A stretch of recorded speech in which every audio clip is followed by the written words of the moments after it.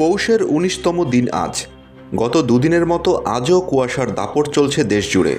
রোদ না থাকায় বেড়েছে শীতের অনুভূতি। আবহাওয়া অধিদপ্তর জানাচ্ছে, এই মুহূর্তে রাজশাহী, পাবনা, বগুড়া, নওগাঁ, কুষ্টিয়া, রংপুর, দিনাজপুর, পঞ্চগড়, ঠাকুরগাঁও, গাইবান্ধা, কুড়িগ্রাম, নীলফামারী ও লালমনিরহাট জেলায় বয়ে চলছে মৃদু শৈত্যপ্রবাহ।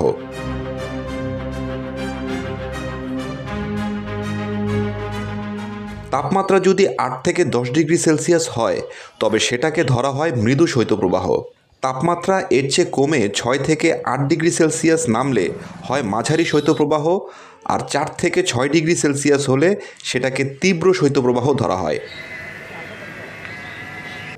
আজ দেশের সর্বনিম্ন তাপমাত্রা রেকর্ড করা হয়েছে দেশের সর্ব উত্তরের জেলা পঞ্চগড়ের তেঁতুলিয়ায় ৮.৩ ডিগ্রি সেলসিয়াস, আর রাজধানীতে আজকে তাপমাত্রা ১৩.৮ ডিগ্রি সেলসিয়াস।